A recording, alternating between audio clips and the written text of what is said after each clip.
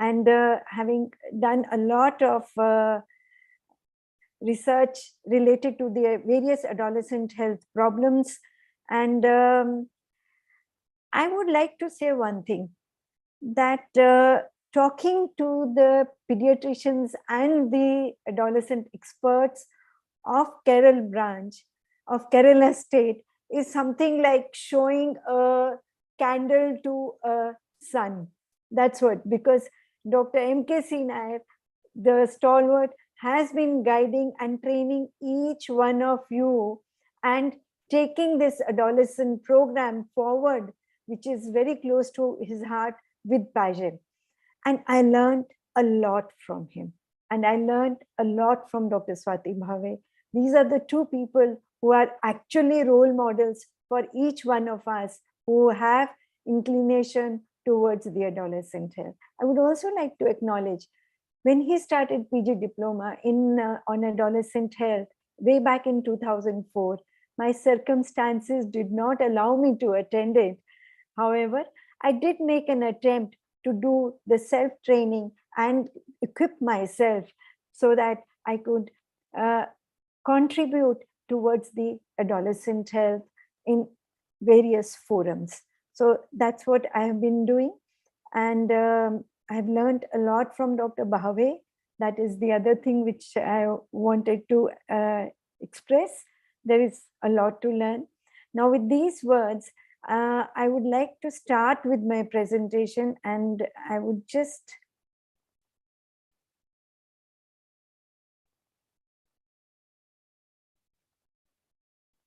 is the screen visible? Is the screen visible? Yes, ma'am.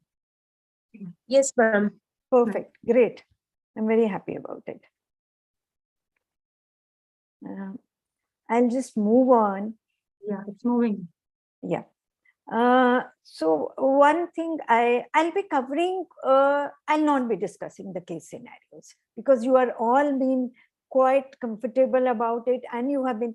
I would rather talk a little bit about at what level, why this happens, how to address these issues, and where and how to make the dent. That's what it is.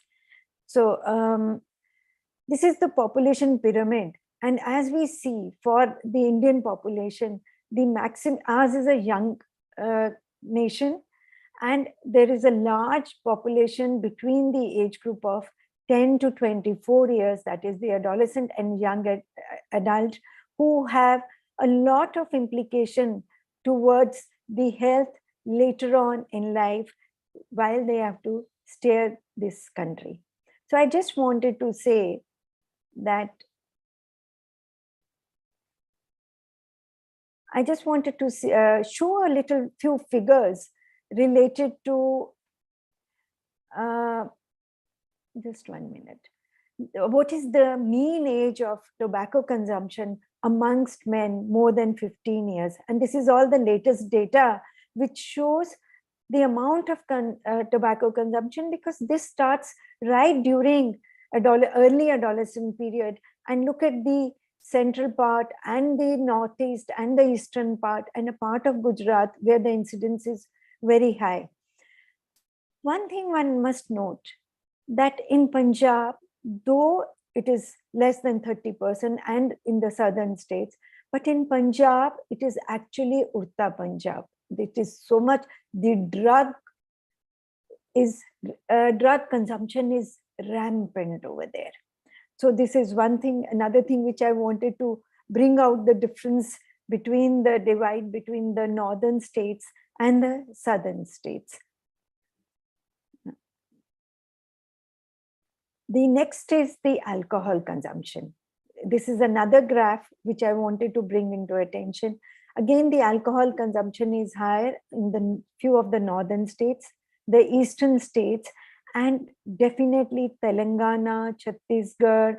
And here is the place where all the state borders meet, that is related to Odisha, Jharkhand, and Telangana and Chhattisgarh. So these are the pockets where the alcohol consumption is high, and which we all know, all this starts during adolescence. And just to put a little few points, we all know adolescence is a critical bridge between childhood and adolescence, and it is the ideal window of opportunity to promote positive development. So that is, I start with the word of positive development rather than the risk taking. And we all have heard from Dr. M.K.C. Nair that it is a dark and stormy time when there is exploration and risk taking, but all this is very necessary to grow up and become a successful adulthood. So it is a critical developmental period when persons grow, explore, learn, and develop these skills for how to handle during the adulthood. So these risk-taking behaviors allow to form their identities, make them more autonomous, develop new cognitive, social, and emotional skills. So there's nothing negative about it. But what is our role towards this adolescent who is going through this period? Most of them navigate successfully, and only a few may need some additional support to be healthy and thrive, and support through prevention or intervention programs so that we can have healthy behaviors for a healthy adulthood. So what we need to do is we need to identify core components of the risk behavior prevention program, develop evidence-based recommendations for research and implementation of programming initiatives. Later on, you will understand why I am talking about this optimal health framework when we are discussing about the trends of the risk-taking behavior which are observed. And we also know that no program is one size which fits all, because each program targets a specific risk behavior, but we have to support the whole person or the whole adolescent and an individual as a whole. So such programs, they fail to understand the interdependence of health behaviors and outcome, and there are diverse needs and experiences of youth. So whenever we are all familiar with the HEADS approach, risk factors, protective factors, resilience. We have to put all together when we have to address the adolescent health issue when they visit our clinic. There are constant technological and cultural changes, and especially with the turn of century, that's exactly what has happened, the Gen Z. So we define each generation of adolescents, and we design, implement, evaluate the program, make it more innovative to ensure the equitable achievement of optimal health for all our adolescents and youth. So we all know that these teens and young adults engage in some sort of risky behavior, and this risky behavior is nothing new. They have a reputation of being wild.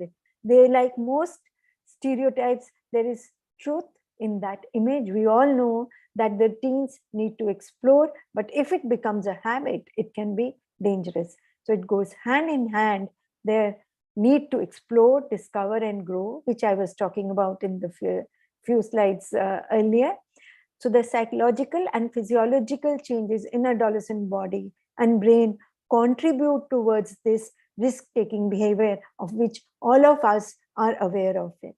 So these teenagers, they are glorified in the media, and they are there at times for all wrong deeds or negative deeds in numerous prints, novels, films.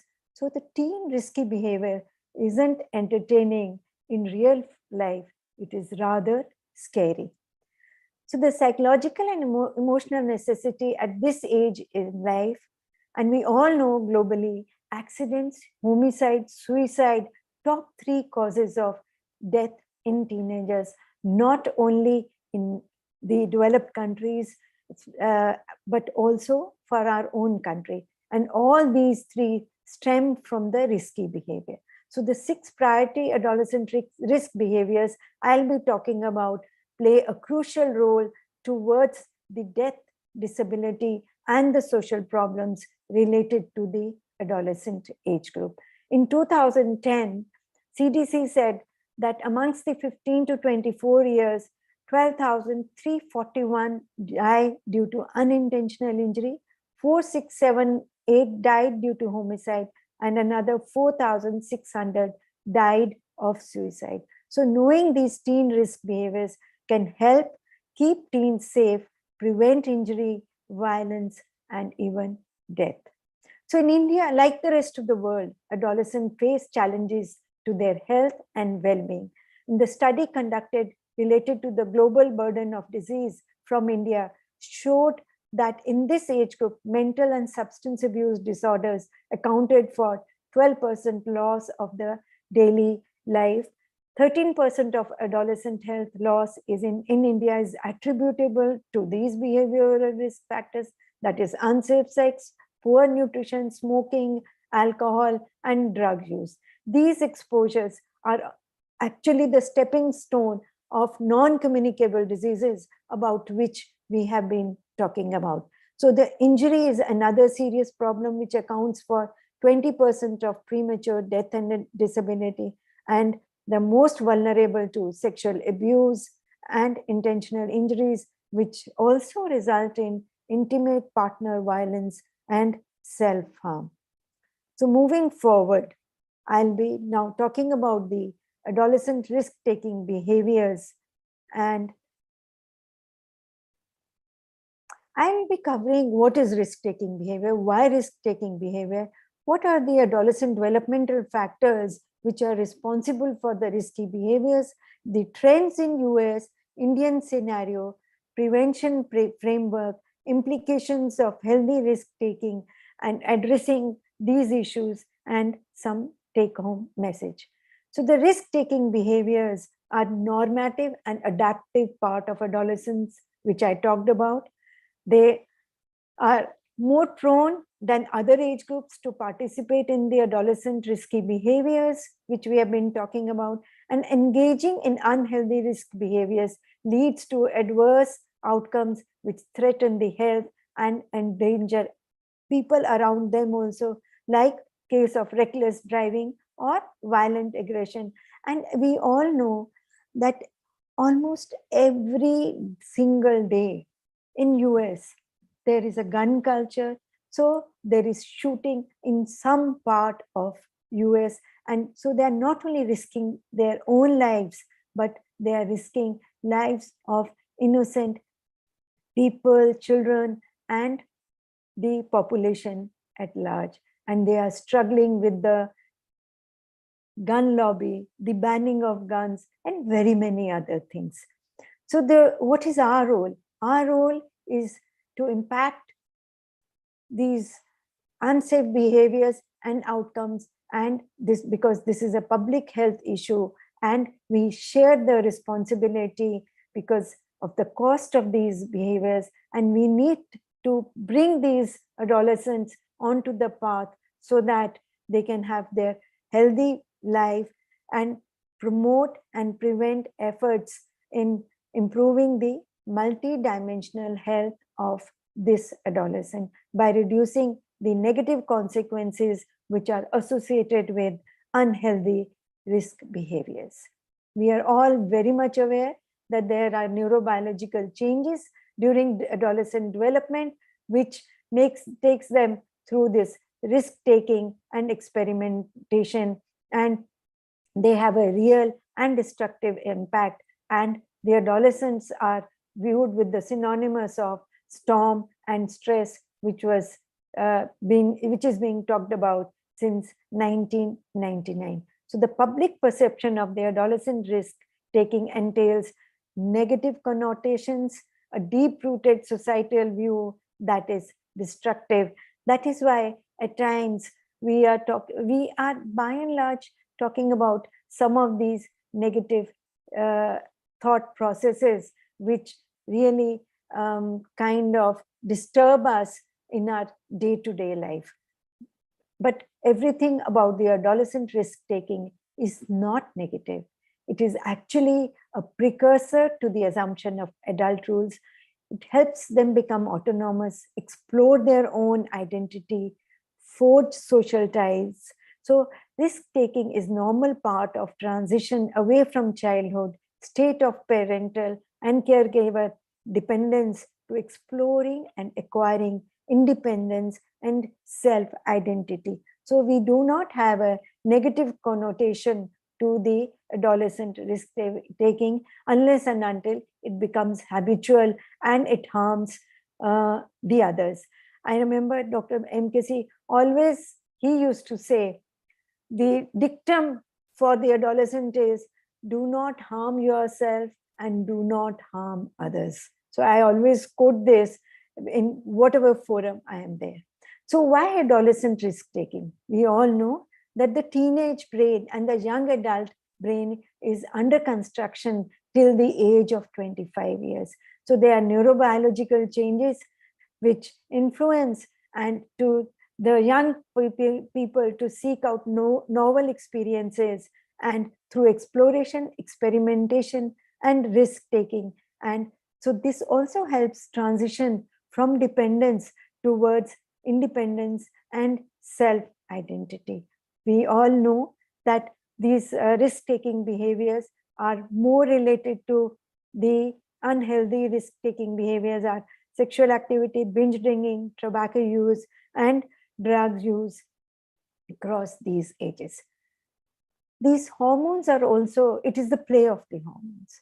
So the testo hormone is associated with sensation seeking and aggressive risk taking. It's not only in the boys, but for girls also who have increased testosterone, they have associated tendency to affiliate with peers who engage in unhealthy risk behavior. So we blame it to hormones.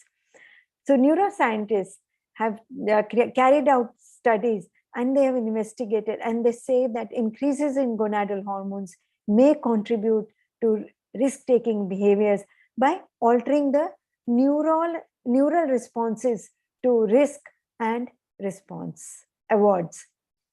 So the hormonal changes during puberty remodel the socio-emotional network in the limbic and paralimbic, and this network is important for thrill-seeking and sensitivity to rewards. And there is a cognitive control. We all know that the prefrontal cortex develops slowly and it continues to mature into young adulthood. So this competitive dynamic between these two networks associated with numerous decision-making contexts like drug use, social decision processing, moral judgments, and the valuation of alternative rewards and costs. So there is a tug of war or competitive dynamics between the risk-taking and the healthy behaviors. So what are the factors which are associated with the risk-taking? Till we know these factors, we cannot address these problems. And these adolescent risk behavior is dependent on individual traits, individual factors, maternal and prenatal exposures, family patterns, neighborhood, schools, peers, and socioeconomic factors. And all this influences through the dynamic changes which are occurring in the society.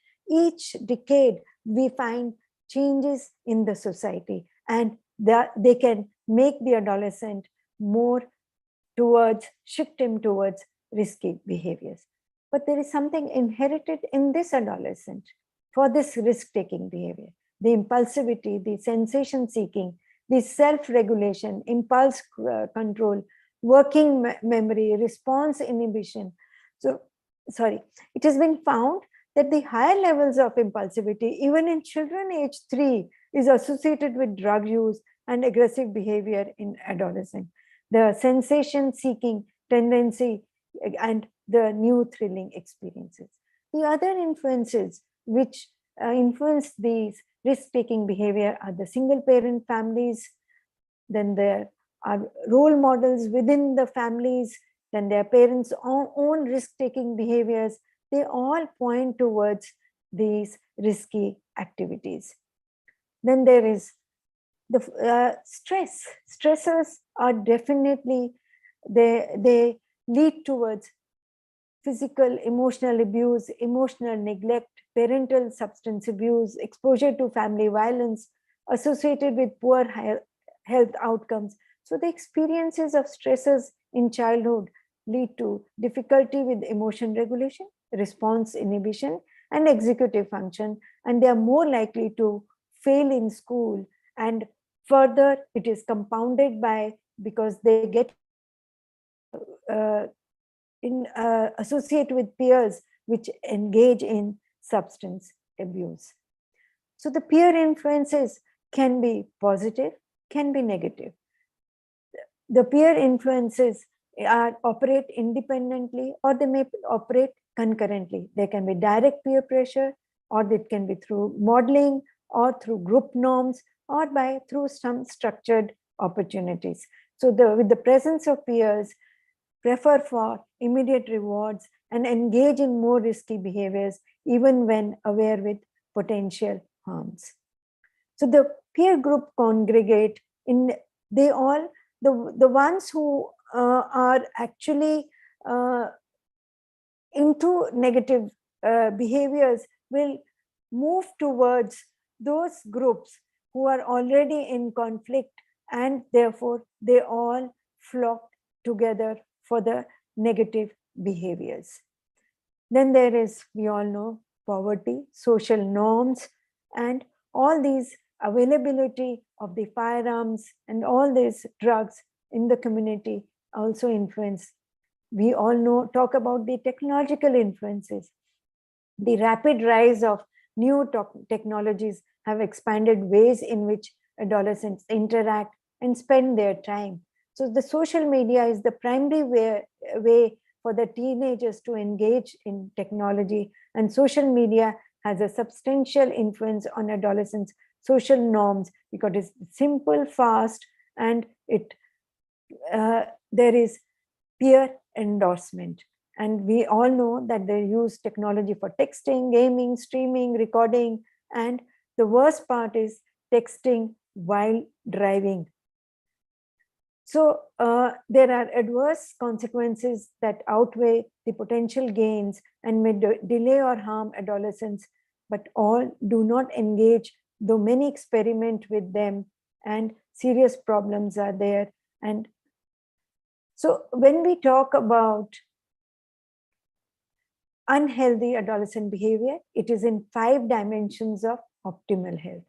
Physical, that is driving under the influence of alcohol, or engaging in sexuality without protection. Emotional, using coercion or lying, or it can be social, provoking a physical fight, bullying or cyberbullying, or it can be intellectual, that is cheating on a test, skipping the school, or engaging in behaviors that go against one's ethical code, or doing something because of peer pressure rather than personal beliefs. So moving forward, after this, now what are the risky behaviors and trends? The risky behaviors, what is the difference between an adolescent and the adult when we have to look at the risky? The adults, there is a gap between the adolescent's biological and social maturity. Like I was talking, adolescents' decision-making process differs significantly. They underestimate the risk. They perceive greater potential and benefits with the risky behavior. Unlike adults, adults avoid risky behavior by gist-based reasoning. That is, you are actually reasoning with experience and with your education, and which is lacking in the adolescents. Adolescents use emotion-based reasoning. They do not think about the social consequences of their decisions. Therefore, they engage in risky behaviors with limited understanding of the consequences. Now, what are these behaviors which contribute to risk? So, we all know impulsivity, substance abuse, alcohol, drugs, experimentation, reckless driving, vaping, smoking, alcohol, sexting, violence, dating violence, self-harm, social media, cyberbullying, preventable injury, running away. We all know that there are so many adolescents who run away from their home, and in different parts of, in some states it is more common, and they land up into metros and they live on the platforms, on the railway platforms or along the roadside.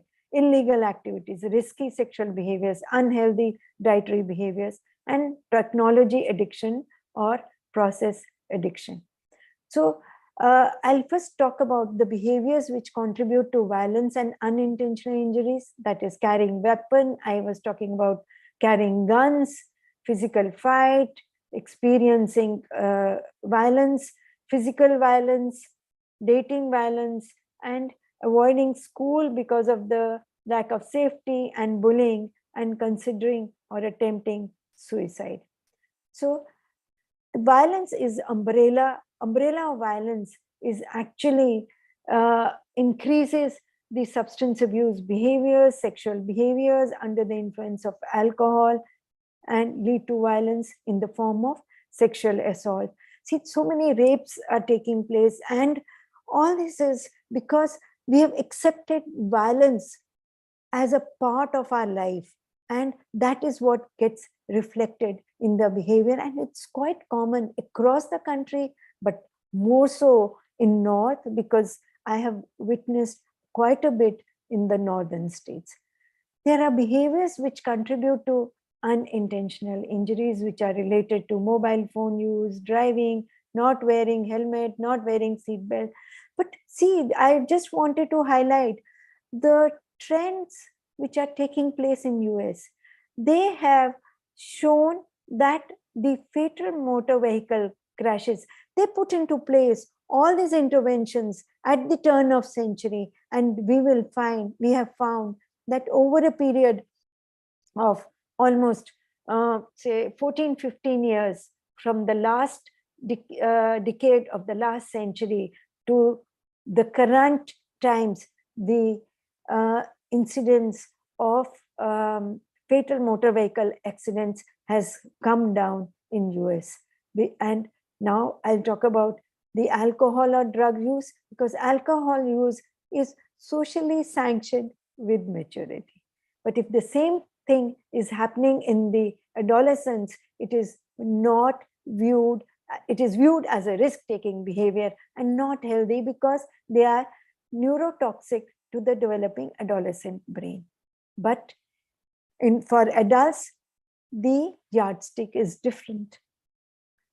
So the risky behaviors are the binge drinking more commonly.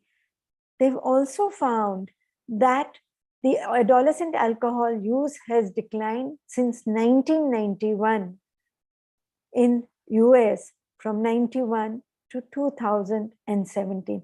Why I'm showing all this? Because in India, these trends are actually on the uprise, and we need to put things into place so that we can also start following these trends of decreasing these risk-taking behaviors.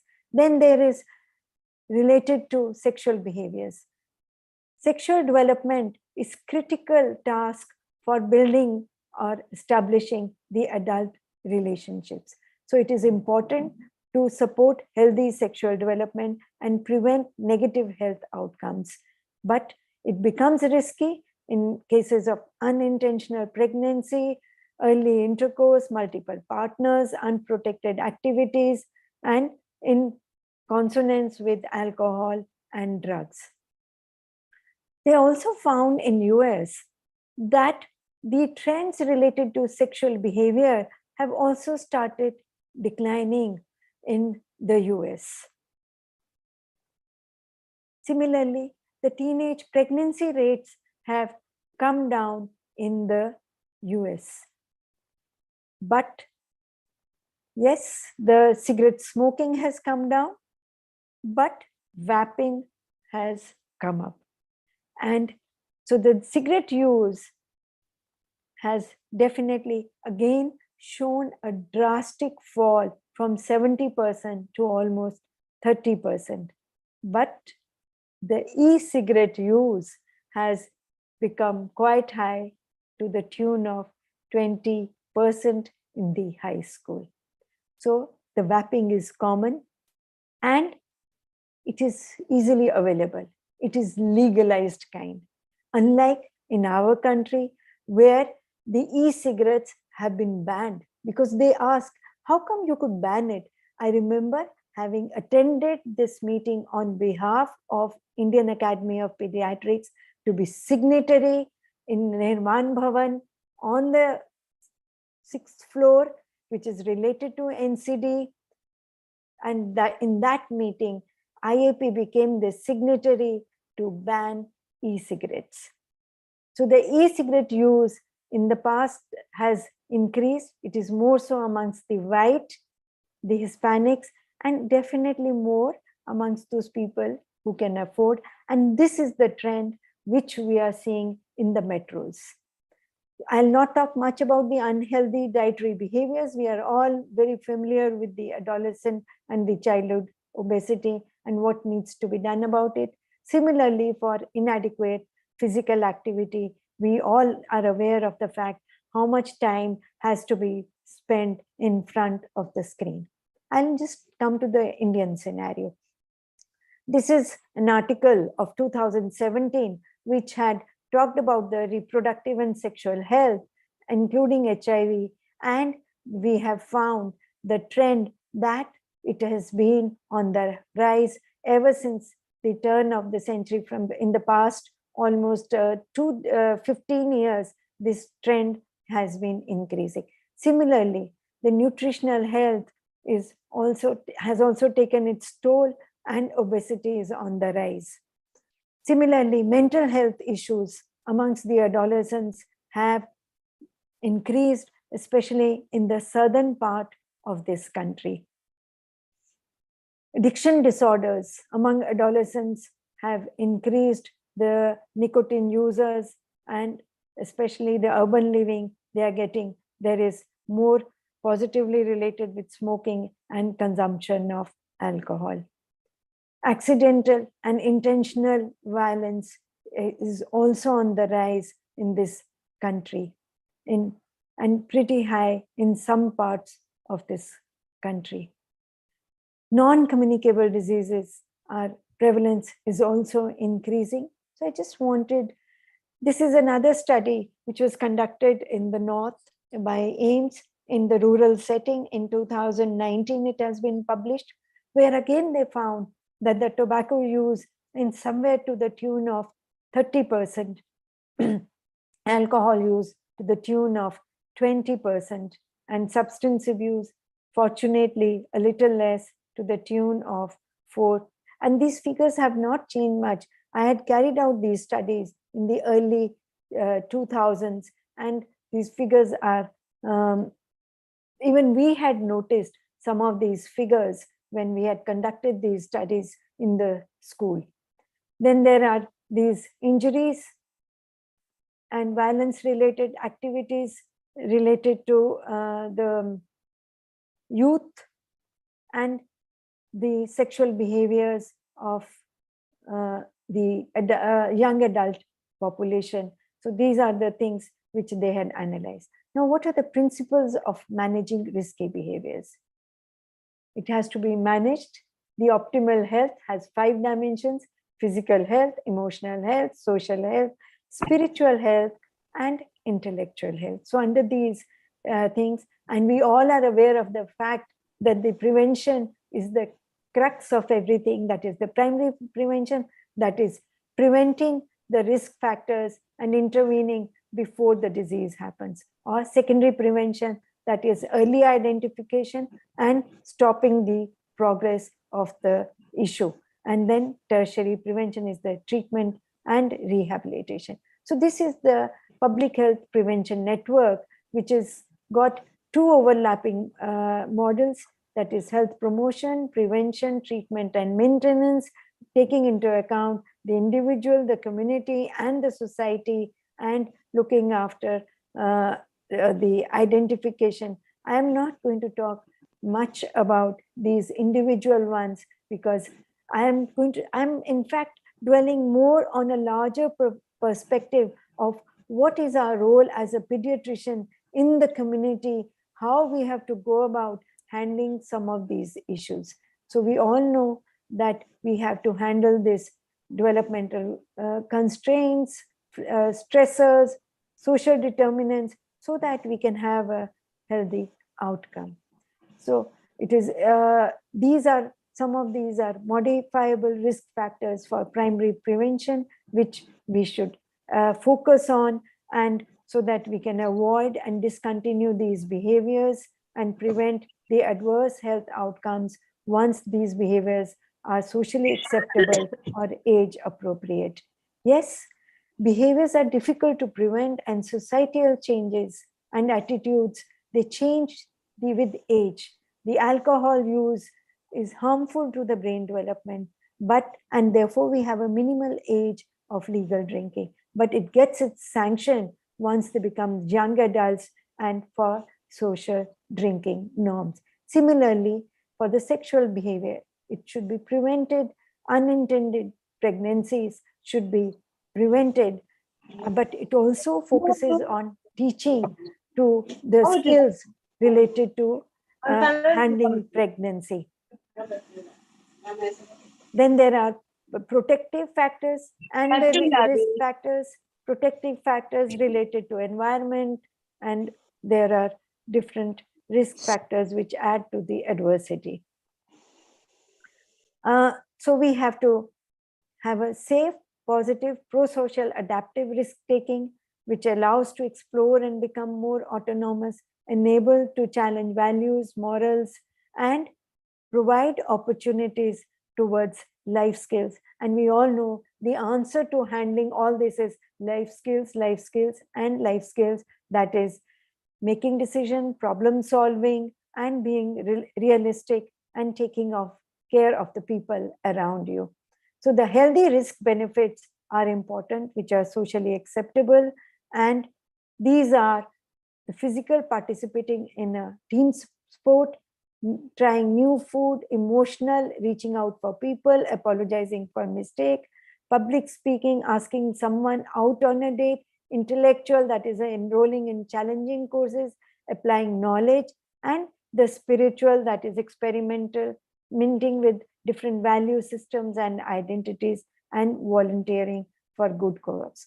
As an individual, we should have meaningful activities, life skills and social, encompassing the social emotional skills, self-awareness, positive personal traits should be there, and future orientation ability, so that the future plans and goals are very strategic for a healthy outcome.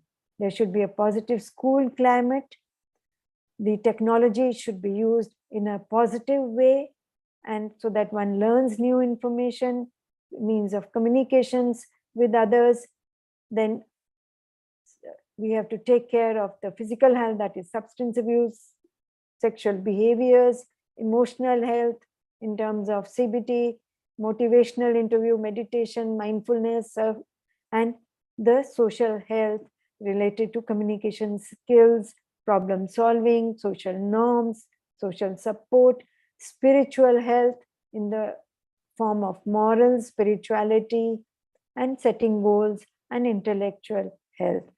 So these are some of the ways when these things should be encompassed and brought into the system. I'll just skip some of these slides. So the take-home message for each one of us is that during adolescence, connections within and between the brain regions strengthen and become more efficient, while the unused connections are pruned. Changes in brain provide opportunities for positive life-shaping development and resilience in the face of past adversity. This plasticity makes the youth more vulnerable to adverse experiences, and adolescence represents unique and important opportunity to support the youth and promote the behaviors and skills that are critical to growth and development. So, yet, despite the opportunity provided by the brain's plasticity during adolescence, for too many youth, the promise of adolescence is not being realized. Adolescence access to opportunity and supports varies by age, race, ethnicity, socioeconomic status, which we need to address depending whether it is rural, urban, sexual orientation, gender identity. and disability status. So we have to encompass a wide spectrum when we have to address these adolescents, and long-standing disparities have created an opportunity gap that leaves many adolescents in stressful, dangerous, disadvantaged, and isolated situations that can have lifelong effects. Thank you very much for the patient listening. Thank you once again, AHA, Carol, to give me this opportunity, and I'm really humbled by this honor. Thank you very much. Thank you, Madam, for the elaborate talk on risky behavior. And she has mentioned in detail what are the risk-taking behavior, why is there risk-taking, the adolescent development, and then the risky behavior and the trends in US. As you all know, as Madam has mentioned, in US, the trend is a good trend that is coming down of the sexual abuse, then substance abuse, everything is coming down, but Indian scenario is not that rosy. So we have to do something about it. And preventing the framework and implication of healthy risk-taking behavior, how to address. And Madam has also mentioned the take-home message. She has mentioned what to do, what we have to do next. So any questions? I take this opportunity to thank the AHA Kerala and IAP Kanno for giving me this opportunity. Any questions? Any comments, remarks? It was an excellent talk, Madam. You have enlightened us. And I would like to ask about this e-cigarette use. Can you elaborate on that, e-cigarette? E-cigarette is actually vaping, and it is available. It was available for many, many years. It is available with the brand JUUL, Juul, and a lot of brands are available. And the children, one of my colleague, he was once upon a time RPG, and his adolescent child, he says it's much easier to do vaping rather than smoking and having alcohol, because with all that you need a lot of things, and it becomes very obvious that you're indulging into risky behavior, whereas this e-cigarette is just like a lighter, small thing which makes you addicted, and you can just put it into the pocket. And it's not only that you are using these nicotine type of products, they've also started using marijuana, because marijuana is becoming kind of getting legalized in US. I was there in the last few months. I was there, and all this is legal. They have boutiques related to these vaping and e-cigarettes and marijuana, and it is all considered positive and healthy. And see how it is getting translated with globalization to our. And I'll tell you because this has been banned in India. So there was a debate in 2020 Indore conference, and the house was pretty full in that hall, because this was a debate related to the e-cigarettes. And there was one pediatrician who said, "Madam, why did you go in for ban?" I said, we went into ban because they thought it will remove the nicotine addiction. But actually, it does not remove the nicotine addiction. See, the lobby who was actually into the cigarette lobby, the smoking lobby, they realized that we are not started putting ban on it because it is unhealthy. So they needed something. So these e-cigarettes came up, and that person argued with me so much as to why this ban. I said, the ban has not been done for it is keeping the adolescent population, the future generation into mind. That is why this ban has taken place. So a lot of these things are, like I said, easily available, but you have to have this index of suspicion.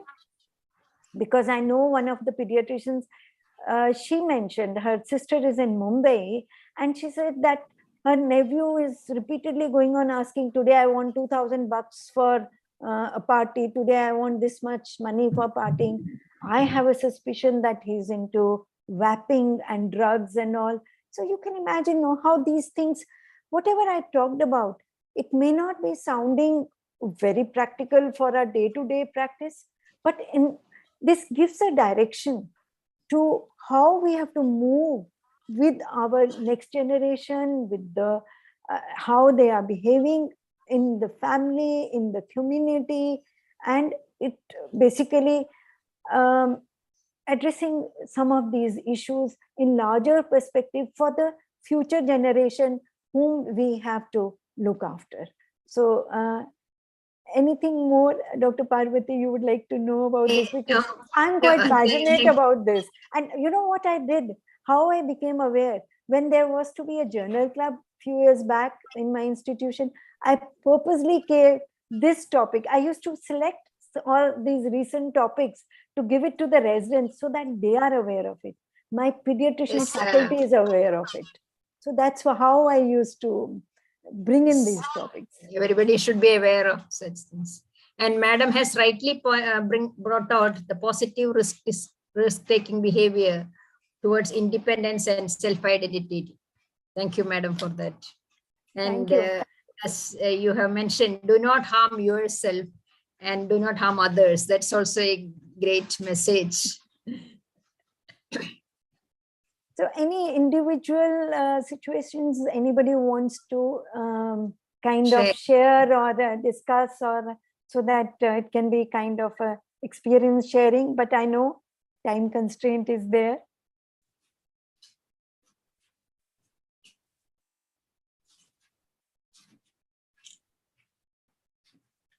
I hope it is practical and useful. Thank you, Sangeetha ma'am, for sharing your immense experience and expertise with us. And great thanks to Parvati ma'am also for sharing this session so wonderfully. Any inputs from anybody here? Balasantan sir is there. Vimochana ma'am, any inputs from your side?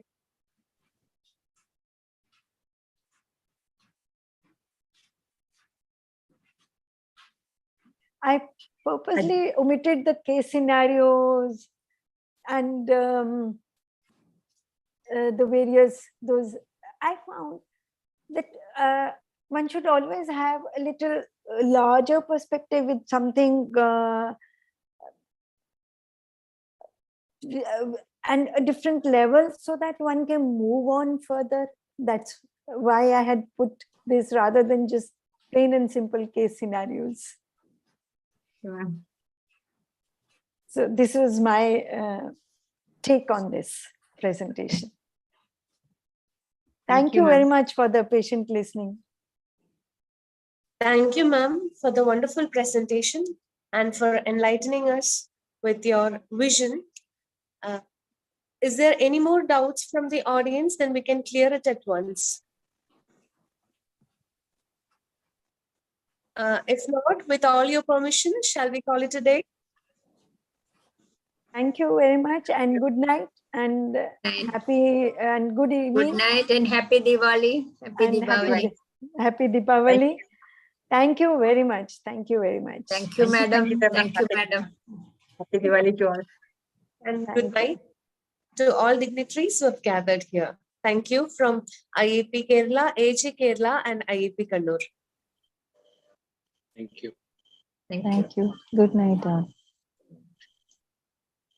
Night, and thank you.